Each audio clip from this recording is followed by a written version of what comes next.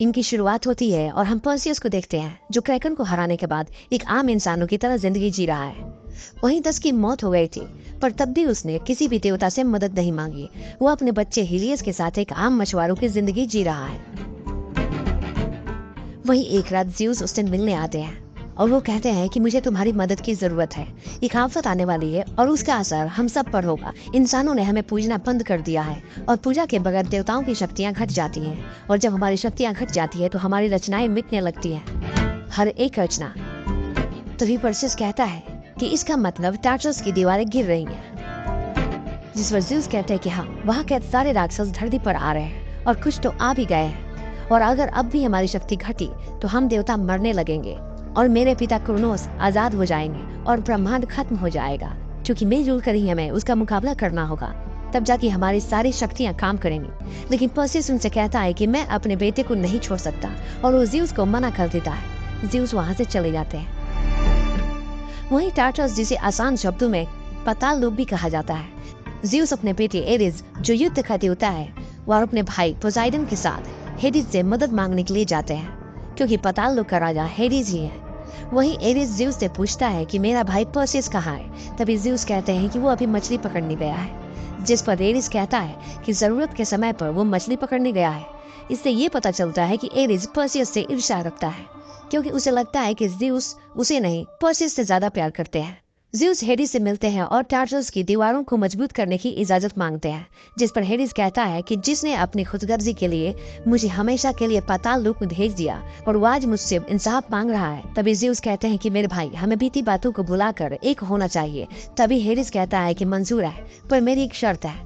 तभी ज़्यूस और पोसाइडन पर मखाई हमला कर देते हैं और इस हमले में पोसाइडन घायल हो जाते हैं। दरअसल ये हमला खुद हेडिस नहीं करवाया था, ज़्यूस से बदला लेने के लिए। तभी हम देखते हैं एरिस भी ज़्यूस पर हमला कर देता है और ज़्यूस ये देखकर हैरान रह जाता है। एरिस ज़्यूस पर लगातार हमला कर देता है। ज़्यूस बेहोश हो जाते हैं और एरिस ज़्यूस के वज्र यानी कि थंडरबोल्ट को छीन लेता है। वहीं टार्टरस से कई राक्षस निकलते हैं और एक काइमेरा नामक शैतान पाताल से निकल गाँव की तरफ निकल पड़ता है, जहाँ पर्सिस रहता है। ग्रीक पौराणिक कथाओं के अनुसार काइमेरा राक्षस टफोन और एकिंडा की संतानें हैं, जो कई जानवरों के हिस्सों से बनी है, और ये एक महिला प्राणी थी।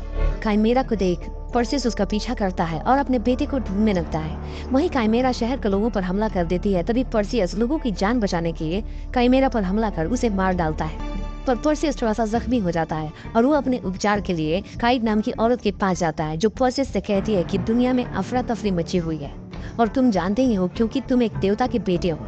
तभी पर्सियस कहता है मेरे बेटे को एक बाप चाहिए और मैंने आयु से वादा किया था कि कभी भी हीलियस को तलवार नहीं थमाऊंगा और उसके साथ एक आम मछुआरे की तरह रहूंगा।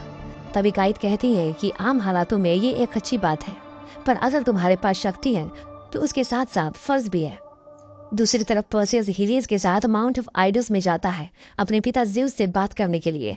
माउंट ऑफ आइडल्स को स्वर्ग का सबसे करीब स्थान के रूप में माना जाता है और इस जगह लोग देवताओं की पूजा करते हैं। वही पर्सियस अपने पिता ज़्यूस की प्रार्थना कर उन्हें बुलाता है, पर वहाँ पोसाइडन आते हैं और वो काफी जख्मी होते हैं। तभी पर्सियस पूछता है कि आपको क्या हुआ, जिससे पोसाइडन उसे बताते हैं कि हेडिस और एरिस क्रोनोस के साथ हो गए हैं और मनुष्यों के खिलाफ हो गए हैं, देवता गायब हो चुके हैं। तभी पर्सियस पूछता है मेरे पिताजी कहाँ हैं। पोसाइडन बताते हैं कि उन्हें पाताल नगरी में कैद कर लिया गया है और इस ब्रह्मांड में तुमसे ही उम्मीद बची है, वरना कयामत आ जाएगी। तभी पर्सियस पूछता है कि मैं उन्हें कैसे बचाऊं, मैं सिर्फ आधा देवता हूँ। जिस पर पोसाइडन कहते हैं कि तुम्हें दूसरा आधा देवता ढूंढना होगा।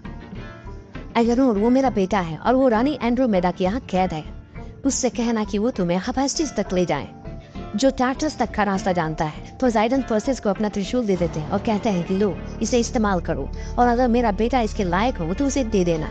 और ऐसा बोल के वो राख में तब्दील हो जाते हैं। यहाँ पोसाइडन का अंत हो जाता है। उधर पाताल में हेडिस और एरिस ज़्यूस को कैद कर बताते हैं कि हमारे पिता ने एक प्रस्ताव भेजा है, अगर हमने उन्हें टार्टरस से निकलने में उनकी मदद तो वो हम कुछ देवताओं को हमेशा के लिए अमर रहने देंगे। तभी ज़्यूस कहते हैं कि तुम खुद हो कि पिताजी ने हमें मारने की कोशिश की थी। ज़्यूस पूछते हैं कि एक बात बताओ, हमें हमारे जीवन देने के बदले में पिताजी हमसे क्या चाहते हैं। जिस पर हेडिस कहता है कि हमने उन्हें तुम्हारी बची हुई कुछ शक्तियों को देने का प्रस्ताव दिया है ताकि वो टार्टरस से आजाद हो सके। ज़्यूस इस बात से बहुत ही दुखी हो जाते हैं। उधर पर्सियस पेगासस पर बैठकर एर्गोस की तरफ निकल पड़ता है और रानी एंड्रोमेडा के पास जाता है। पर्सियस रानी से एगनोर से मिलने के लिए कहता है वहीं एग्नोर से परसियस मिलता है और कहता है कि मैं तुम्हारा चचेरा भाई हूँ, मैं ज़्यूस का बेटा हूँ, मेरा नाम परसियस है, मैं आधा देवता हूँ और तुम्हारी तरह से ठुकराया हुआ भी।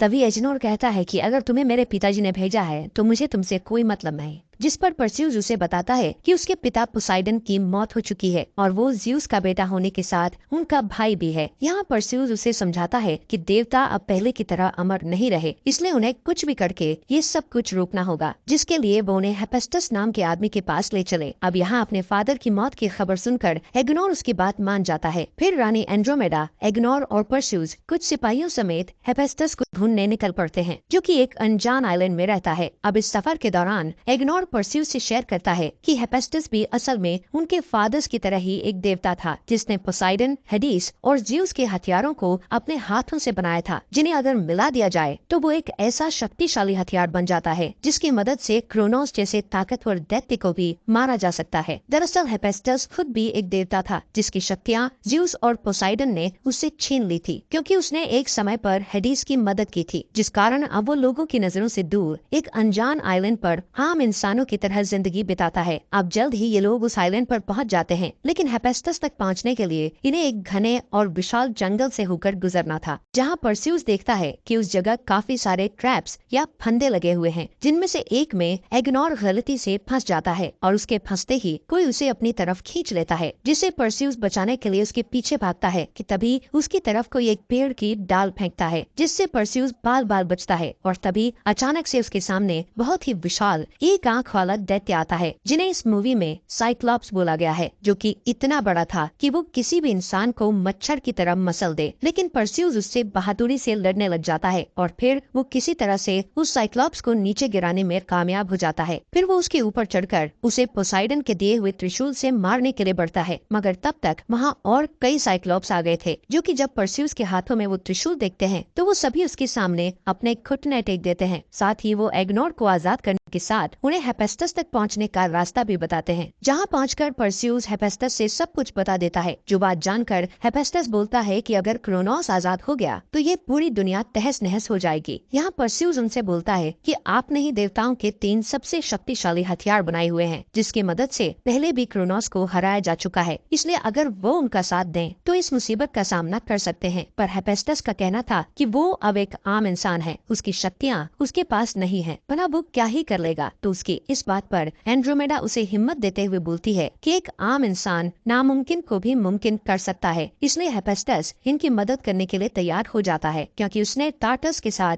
अंदर के कैद खाने को भी बनाया होता है। तो उसे एक सीक्रेट रास्ता पता होता है, क्योंकि उस वक्त उसने खुद बाहर से टार्टस में दाखिल होने के लिए इस सीक्रेट रास्ते का निर्माण किया था, जो कि एक भूल भुलैया से होते हुए जाता है। हेफेस्टस बताता है कि जरूर उन्होंने हेडिस को टार्टस के बीचों बीच कैद किया होगा, ताकि क्रोनोस आसानी से उसकी शक्तियाँ खींच सके, जो बात सही भी होती है। फिलहाल जब ये लोग उस भूल भुलैया की तरफ जा रहे होते हैं तो वहाँ पर इनका रास्ता रोकने के लिए एरिस आ जाता है। अब क्योंकि इनके साथ एंड्रोमेडा के कुछ सिपाही भी थे, तो उन्हीं में से किसी ने एरिस की प्रार्थना की होगी, क्योंकि वो असल में युद्ध का देवता है, जिस कारण वो यहाँ ऐसे अचानक प्रकट हो गया। और अब एरिस इन सभी को तगड़ी टक्कर देता है, जिसके बाद परस्यूस भी उससे लड़ने की कोशिश करता है, मगर वो उसके सामने बिल्कुल भी नहीं टिक पाता। हालांकि इन सब के बीच हेफेस्टस ने वो सीक्रेट डोर ओपन कर दिया होता है, जिसके जरिए ये लोग टार्टस में पहुंच सकते थे, और हेफेस्टस जल्दी से परस्यूस, एंड्रोमेडा और एग्नोर को उस दरवाजे के अंदर भेज देता है। लेकिन यहाँ एरिस हेफेस्टस की जान ले लेता है, जिसके बाद हमें परस्यूस और बाकी सभी को दिखाया जाता है, जो कि एक नक्शे के सहारे इस भूल भुलैया को पार करने की कोशिश कर रहे हो। वहीं दूसरी तरफ ज़्यूस, जो शक्ति खींचे जाने की वजह से अब कमजोर पड़ चुका था, वो हेडिस से कहता है कि उसने इन सब के लिए उसको माफ कर दिया है और अब वो भी उसे माफ कर दे, क्योंकि उसने हेडिस को अंडरवर्ल्ड में भेज दिया था। यहाँ दोनों ही एक दूसरे को माफ कर देते हैं और हेडिस फैसला करता है कि वो ज़्यूस को यहाँ से आजाद करवाएगा। पर तब तक वहाँ एरिस आ जाता है, जो हेडिस को ऐसा नहीं करने देता, और उन दोनों में इस चीज को लेकर लड़ाई शुरू हो जाती है, जिस बीच एरिस ज़्यूस के हथियार से हेडिस को मारने जाता है, लेकिन ज़्यूस उस हथियार को निष्क्रिय कर देता है। दरअसल उससे तभी किसी को मारा जा सकता है जब ज़्यूस खुद चाहे। अब क्योंकि यहाँ ज़्यूस ने हेडिस का साथ दिया था, इसलिए वो एरिस से लड़ने लग जाता है और दोनों लड़ते लड़ते नीचे गिर जाते हैं। और तब तक वहाँ पर पर्सियस, रानी एंड्रोमेडा और एग्नोर आ जाते हैं। पर्सियस अपने पिता को उन आग की जलती जंजीरों के बंधनों से छुड़वाने की कोशिश करता है, जिससे क्रोनोस उनकी सारी शक्ति खींच रहा होता है। और अब क्रोनोस भी बहुत शक्तिशाली हो चुका है, और ज्यूस बहुत बुरे दिख रहे होते हैं क्योंकि क्रोनोस उनकी लगभग सारी शक्ति खींच चुका है। परसियस अपने पिता को बहुत मुश्किलों से उन बंधनों से छुड़वाता है और ये उस जगह पहुंच जाते हैं जहां पर रानी एंड्रोमेडा की पूरी फौज है और अब इन्हें क्रोनोस का और एरिस का मुकाबला करना है और क्रोनोस को मारना इतना आसान नहीं है। ज्यूस अब बुरी तरह जख्मी हो, मर रहे हैं। वो अपने बेटे को बोलते कि तुमने ये कैसे किया, तुम कैसे मुझे टॉर्टोस से बाहर लेकर आए। परसियस बोलते कि मैं सिर्फ अपने बेटे के बारे में सोच रहा था। ज्यूस बोलते कि तुम इसी शक्ति का इस्तेमाल करो और अपने बेटे के बारे में सोचो और तुम्हें तीनों शस्त्रों को मिलाकर ब्रह्मास्त्र बनाना पड़ेगा, तभी तुम क्रोनोस को हरा सकते हो। अब इनके पास 2 हथियार तो होते हैं, लेकिन ज्यूस का वज्रास्त्र अभी भी एरिस के पास है। इसीलिए परसियस अपने भाई एरिस से टेलीपैथी के द्वारा बात करता है और वो बोलता है कि अगर तुम्हें लगता है कि तुम मुझसे बेहतर हो तो तुम मुझसे आकर मिलो, ये साबित करो। और वो उसे एक मंदिर में आने के लिए बोलता है और जब परसियस वहां पर पहुंचता है तो वहां पर एरिस आता है और एरिस के पास परसियस का बेटा भी होता है। परसियस बोलता है कि उसे कुछ मत करना। एरिस बोलता है कि मैं इसे कुछ नहीं करूंगा, मैं बस ये देखना चाहता हूँ कि अगर कोई तुम्हारे पिता को तुम्हारे सामने छीने तो कैसा लगता है। और इसके बाद परसियस और एरिस के बीच में भयानक युद्ध शुरू हो जाता है। वही दूसरी तरफ क्रोनोस भी टॉर्टोस से बाहर आ चुका है और उसके साथ कई शैतान भी बाहर आ चुके हैं, ऐसे ऐसे शैतान जिनके 2 मुंह दोनों तरफ से रखते और रानी एंड्रोमेडा की सेना और एजेनोर उनका सामना कर रहे होते, लेकिन उनका सामना करना इतना आसान नहीं है और धीरे धीरे क्रोनोस भी आगे बढ़ रहा होता है। वो पूरा ज्वालामुखी की तरह होता है, वो जिस तरफ भी हाथ बढ़ाता है उस तरफ सिर्फ तबाही आती है। और वहीं अंदर ज्यूस बिल्कुल अचेत पड़े होते हैं।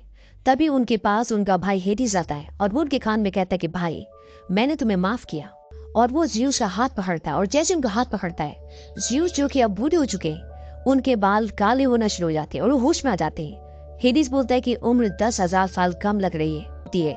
वहीं दूसरी तरफ परसियस और एरिस की लड़ाई में परसियस की जीत होती है और वो एरिस को खत्म कर देता है और अब वो ज्यूस, पोसाइडन और हेडिस के हथियारों को मिलाकर ब्रह्मास्त्र बना लेता है और अपने उड़ने वाले घोड़े पर बैठता है और क्रोनोस की तरफ बढ़ता है। क्रोनोस परसियस को मारने की बहुत कोशिश करता है, लेकिन परसियस अपने उड़ने वाले घोड़े पर बैठकर उसके मुंह के अंदर चला जाता है और ब्रह्मास्त्र को अंदर छोड़ देता है और एक जोरदार विस्फोट होता है जिससे क्रोनोस का अंत हो जाता है और परसियस उसके अंदर से बाहर निकल जाता है।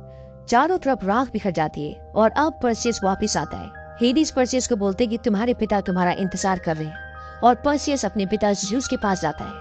ज्यूस अपने बेटे को बोलते कि तुम्हें तुम्हारे बेटे ने शक्ति दी जैसे तुमने मुझे शक्ति दी। परसियस अपने पिता को बोलते कि शायद आपको हेडिस बचा सके। ज्यूस बोलते कि वो मुझे आखिरी जीवन दान दे चुका है और अब देवताओं का राज खत्म हुआ, किसी की कोई कुर्बानी नहीं होगी। ज्यूस अपने बेटे को बोलते कि शुक्रिया मेरे बेटे, और इसके बाद वो मिट्टी बनकर उड़ जाते हैं।